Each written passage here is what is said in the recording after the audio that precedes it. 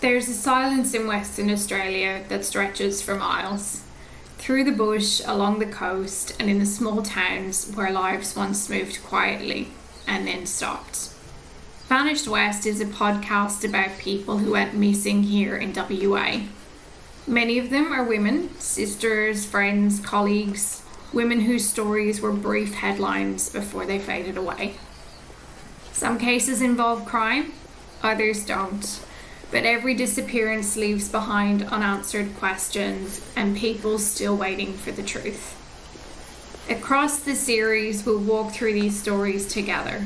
We'll explore the gaps in the systems that should have helped and the moments where small actions or inactions changed everything. And maybe as you listen, you'll remember something. A face, a name, a place that helps uncover a truth that's still hidden. Because sometimes the smallest of memories can bring light to what has been lost. I'm Reba McLean. This is Vanished West.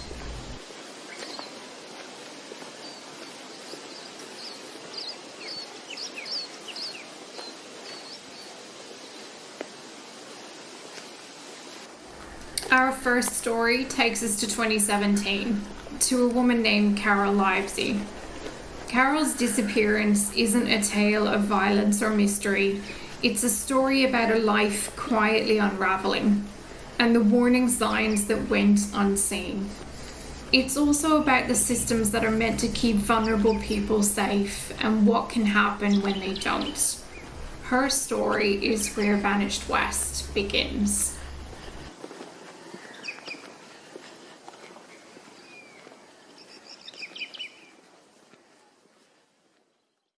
Content advisory. This episode contains discussions of eating disorders, mental health decline, and suicide. Listener discretion is advised.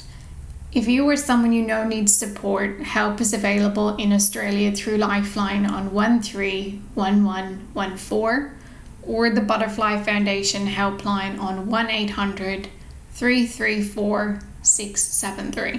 I first came across the name Carole Livesey while reading through a list of missing person cases in Western Australia.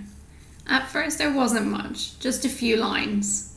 Female, last seen Rockingham General Hospital, October 2017. No dramatic headline, no long article, just a quiet disappearance that seemed to fade into the background. But the more I searched, the more I realised how much life existed behind that single sentence. Carole wasn't a faceless statistic. She was a traveller, a writer, a woman who once believed that simplicity and freedom could change your life. Before she vanished, she'd crossed oceans, mentored others on how to live more consciously, and built an unconventional partnership with her husband Chris Lampard, a life of movement and purpose. They called themselves life explorers. In a 2000s interview for Good magazine, Carole and Chris described how they traded their careers in Glasgow for minimalist adventure, living from 2 backpacks, house sitting around New Zealand, and later settling in Western Australia.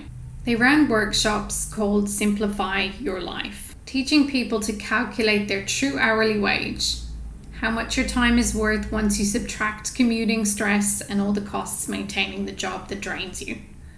If you know you can earn $25 an hour, they'd tell people, is that $100 item really worth 4 hours of your life? It was more than a budgeting trick. For Carole, it was a philosophy. Freedom measured not in money, but in energy. Friends later said she radiated calm, that she was reflective, compassionate, and curious. She and Chris moved frequently, cared for people's homes and animals, and found joy in service. The kind of quiet, steady kindness that leaves an imprint on those who cross your path. But freedom, as Carole would eventually discover, can also be fragile. Because somewhere between the open roads of New Zealand and the coastal calm of Rockingham, her world began to shrink.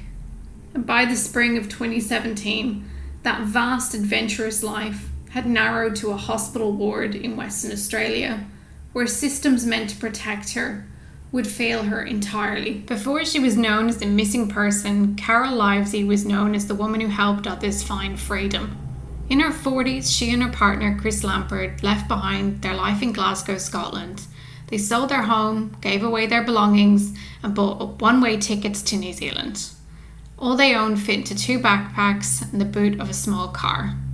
At first, friends thought they were reckless, but Carole would laugh and say we just wanted less stuff and more life. For years, the pair travelled as full-time house sitters. They looked after farms, cottages, and family pets from the snowy south to the subtropical north. They lived off small savings and occasional work, teaching English, writing, and helping local communities. It was a kind of financial independence, built not on wealth but on trust and simplicity. In a Mind My House interview, they called themselves life explorers. They spoke about living lightly, giving back, and the joy of being useful. The small satisfactions of feeding animals, fixing fences, sharing stories with strangers. We wanted to spend more time outdoors and live a more flexible lifestyle, Carole wrote. There's a culture of living simply in New Zealand which suits us perfectly. They believe in what they call the loop of giving and receiving. When you offer your time and kindness, the world finds a way to return it. They'd volunteer on farms, bottle feed lambs, groom horses, mentor locals on budgeting and travel planning. In every new place, Carole left quiet impressions, a tidy garden, a mended gate, a thank you note in looping handwriting. Their philosophy soon evolved into workshops. In Good magazine, the couple shared a concept they called Simplify Your Life. They showed others how to calculate their true hourly rate, what their labour was really worth after subtracting the hidden costs of work, fuel, clothing, meals, and stress. If you know you earn $25 an hour, Carole explained, is that $100 item really worth 4 hours of your life? It was a simple formula that resonated deeply, but it was also a reflection of Carole's values. Life was about energy, not income. Freedom, not things. By 2012, their travels had led them to Western Australia. They registered their small business, Skilled Sitters, in Mandurah, south of Perth.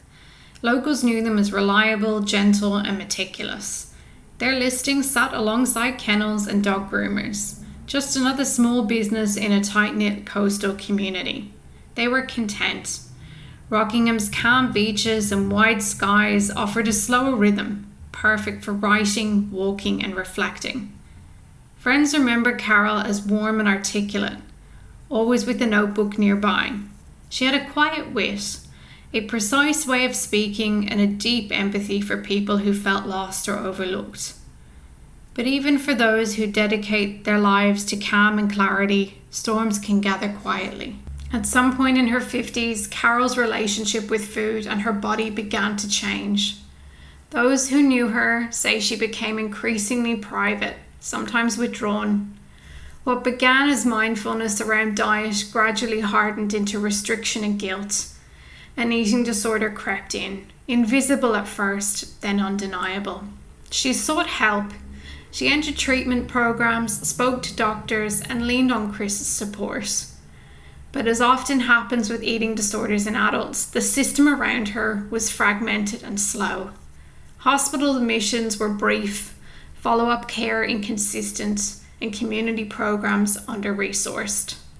By 2017, Carole's illness had become severe. Her weight was dangerously low.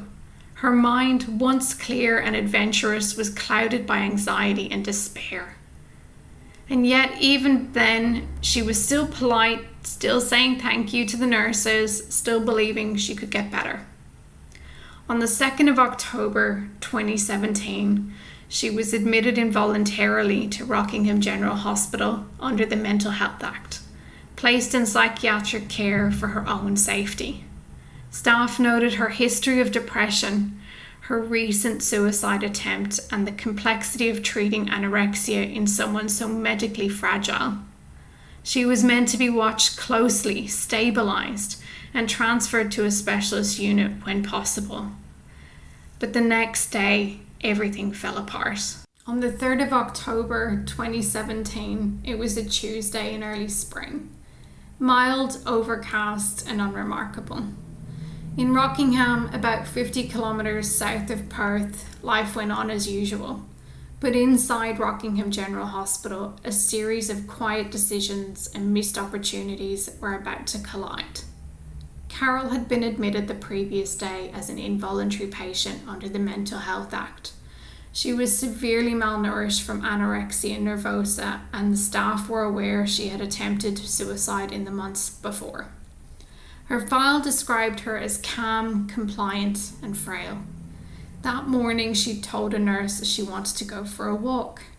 There were no signs of agitation, no arguments. She simply asked for space, saying she wanted to clear her head. She was given leave, short-term permission to walk around the hospital grounds. At around 11:40 a.m, CCTV captured her stepping through a set of doors near the mental health ward. She was wearing a long-sleeved top, dark pants, and a cap. The vision shows her walking steadily, not hurried or confused, just deliberate, like someone who knew where she was going. But she didn't come back. When staff realised she hadn't returned within her allotted time, a search was initiated. First within the hospital, then around the grounds.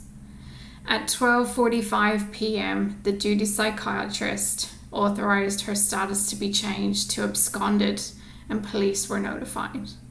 Officers arrived at the hospital soon after and began looking for her in the surrounding streets and parks.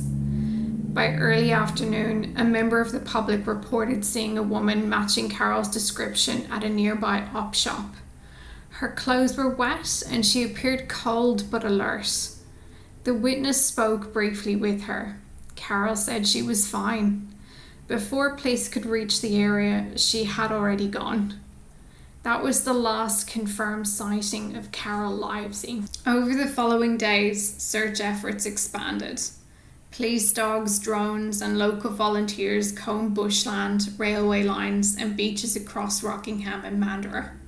Her husband Chris made a public appeal through the media, describing Carole as gentle and caring, but very unwell.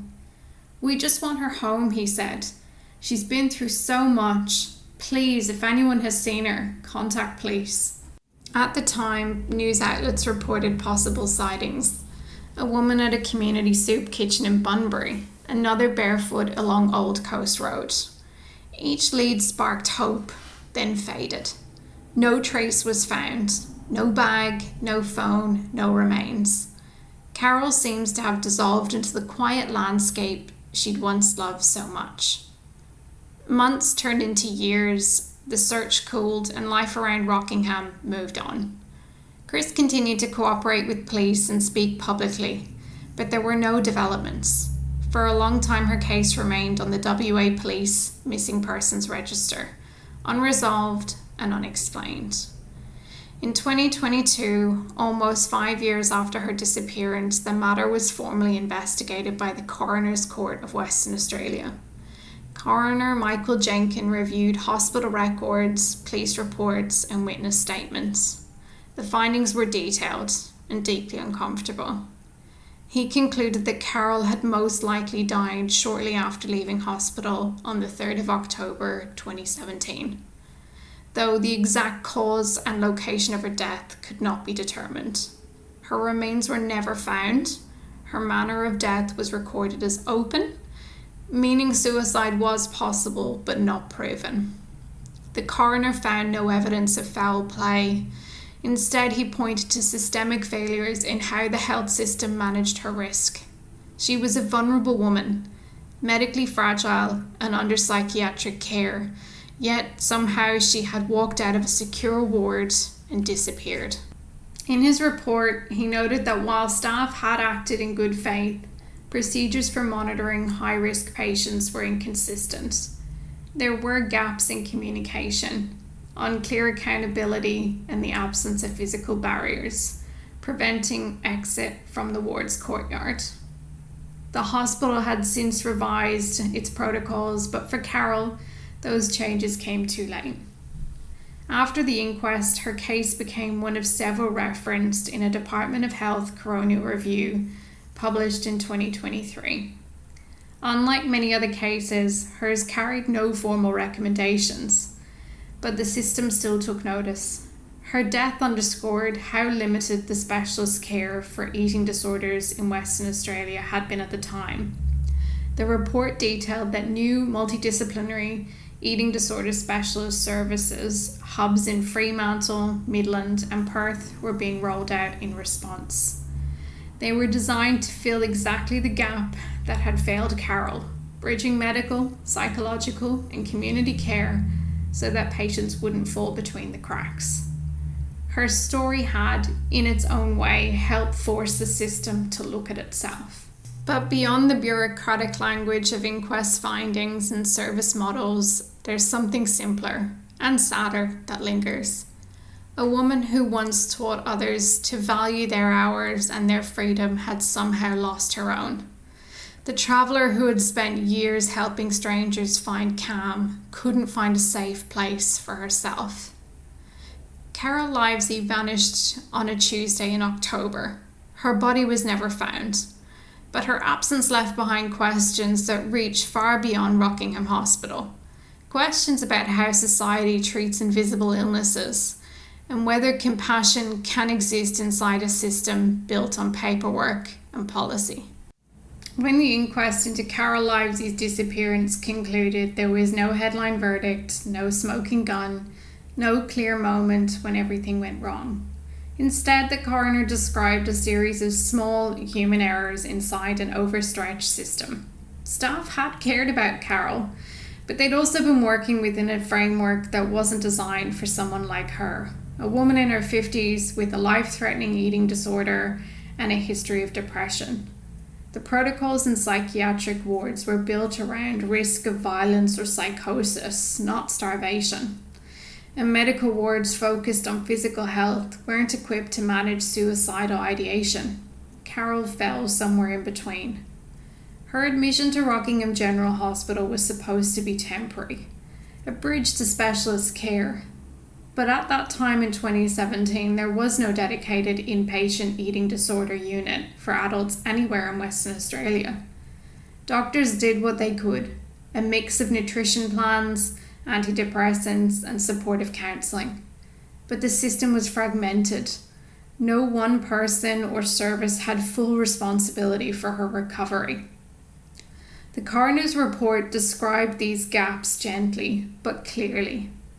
The absence of integrated care, the lack of communication between hospital staff and community clinicians, and a ward layout that made it possible for a fragile patient to simply walk away. He stopped short of assigning blame, calling her disappearance a tragedy of circumstance. But when the Department of Health later reviewed her case, the language was sharper. Carole's death was listed among those that exposed critical weaknesses in how Western Australia treated eating disorders. For years, clinicians had been warning that services were under-resourced. Waiting lists were long and regional patients were often hundreds of kilometres from the nearest program. By 2022, the message had finally reached the upper levels of government. New funding was directed toward what became the WA Eating Disorder Specialist Service, or WAEDS. 3 regional hubs designed to work together under one model of care. One in the South Metropolitan Health Service based at Fremantle Hospital, one in the North Metropolitan Region, and a third in the East Metropolitan Corridor. Each was multidisciplinary. Psychiatrists, dietitians, psychologists, and nurses working in shared teams rather than silos. The WAEDS model promised step up and step down care, helping patients transition safely between hospital and community settings. In theory, it meant fewer people would slip through the cracks. For those in crisis, it offered day programs, therapy groups, and nutrition support in spaces that looked more like homes than wards.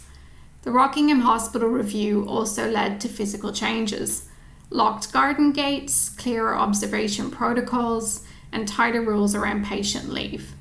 Small details, but one that might have saved a life. Yet every document released after Carole's inquest carried the same uncomfortable truth. Reform had come after the tragedy.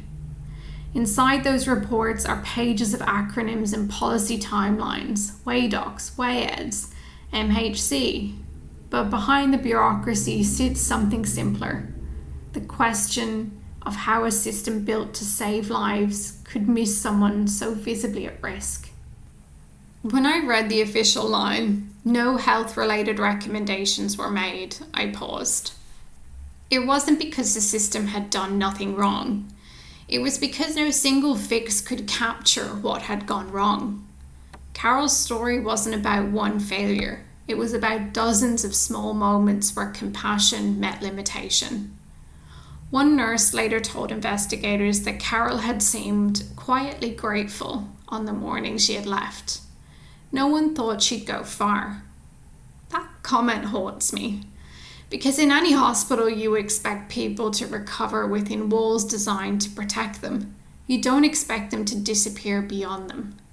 Still, her case wasn't ignored. It became part of the collective learning that reshaped mental health and eating disorder care across the state. In 2023, when WA Health summarised its progress, it highlighted the new Fremantle service as a direct response to identified system gaps in cases such as Livesey. Her name appeared in the table of contents, not as a statistic, but as a lesson. For every new bed, every additional clinician, and every updated protocol, there is an echo of Carole Livesey. And perhaps that's the hardest part, that real change so often comes only after real loss. When I think about Carole now, I don't picture hospital corridors or CCTV stills. I picture her standing somewhere open, maybe near the ocean at Rockingham, the wind moving through her hair, the same woman who once told others to simplify their lives. She believed that freedom was something we could create if we only learned to value our time and energy. But freedom can vanish quietly when the mind turns against the body, when survival itself becomes a calculation of control. Eating disorders don't always look like the stereotypes we've been taught to imagine. They can live inside anyone, any age, any gender, any income bracket. They're not about vanity. They're about pain, fear, and the desperate need for order in a world that feels uncontrollable. And for those who suffer, the world can become so small that it swallows them whole. Carole's story isn't unique, and that's what makes it devastating. Across Australia, eating disorders remain the deadliest of all mental health illnesses. Treatment often arrives too late, too fragmented, and too conditional. Families find themselves navigating a maze of referrals and waiting lists. What's needed most of the time is compassion. When I read the coroner's words, Carole's disappearance highlights the challenges of caring for patients with complex eating disorders within mental health frameworks. I felt an ache that's hard to describe, because this isn't only about a system that failed. It's about how our institutions are still learning to treat dignity as part of care. I've watched a friend live through the daily exhaustion of an eating disorder, the fear, the rituals, the guilt that comes with every meal. Supporting someone through that is both heartbreaking and humbling. You learn quickly that love alone isn't enough. It takes an entire network of understanding, patience, and properly resourced care. And that's what Carole deserved. She deserved a system that saw her as a whole person, not just a diagnosis or a risk category. She deserved safety that extended beyond hospital walls. She deserved to keep living the life she'd built so carefully, walking dogs, mentoring strangers, teaching people to count their hours and spend them wisely. 5 years after she disappeared, her name still appears quietly in reports and policy documents, a symbol of lessons learned. But to those who knew her, and to those who have since heard her story, she remains something far greater, a reminder of how fragile and precious a single life can be. For Carole, freedom was the goal. She chased it across countries and oceans. And in the end, it's freedom that we owe to people like her. Freedom from stigma, from silence, and from systems that look the other way. If this story has brought up feelings for you, or you're supporting someone living with an eating disorder, help is available. In Australia, you can contact Lifeline on 131114 or the Butterfly Foundation helpline on 1-800-334-673. You're not alone. Carole Livesey was 51 years old when she disappeared from Rockingham, Western Australia in 2017. She has never been found.